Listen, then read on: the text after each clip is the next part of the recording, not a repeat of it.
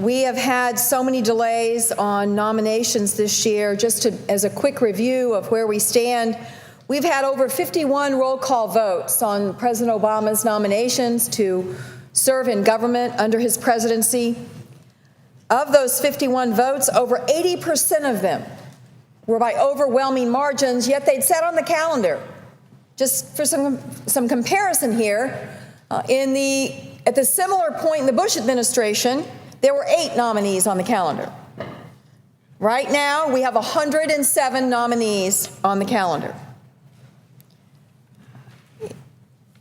As I look at the list, I am confused because most of the people on the list, we don't know why they're sitting there. We don't even know who's making them sit there. Enter stage left, the anonymous hold. Or, as I like to call it, nobody can blame me because they don't know who I am.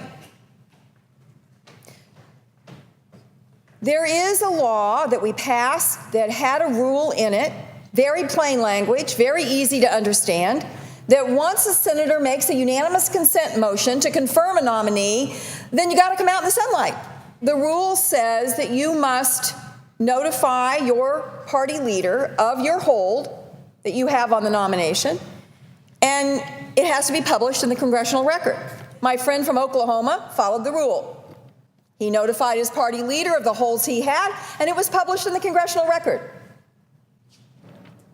He has a great habit of reading what we're doing around here. And when he read the rule, it was obvious to him that the rule said, once the motion had been made, you say who your holds are.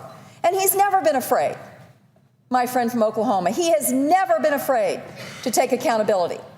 And that's all we're asking here today. We're not asking anybody to give up their holds.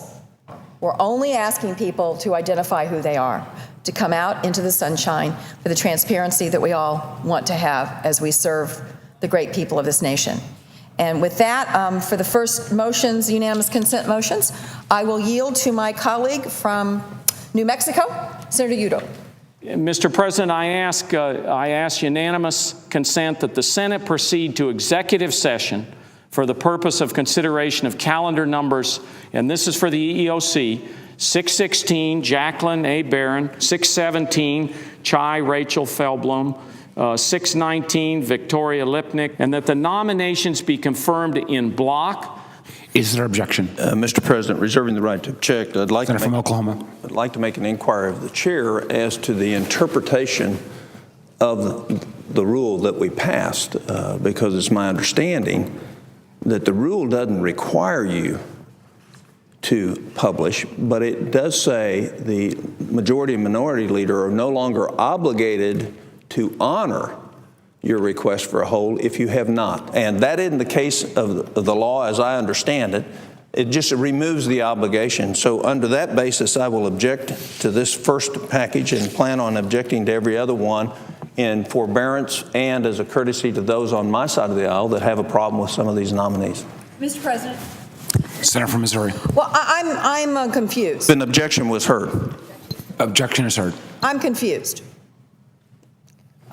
This law was passed in the most bipartisan way possible, 96-2. Really? Are we going to pretend that this law doesn't say what it says? Does anybody really believe the senators don't understand the impact of this language? And are we really going to stand on some kind of formality that we don't have any way to enforce it? And, you know, well, maybe it's, I guess the position that the senator is taking on behalf of the Republican caucus is the law doesn't say what the law says.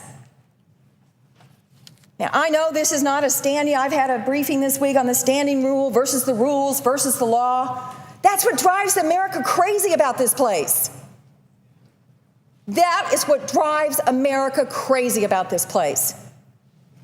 The secret hold is wrong. The senator from Oklahoma knows it, and I guarantee you most of his colleagues do. You'd be amazed how many Republicans have come up to me this week and say, you know, I don't do it.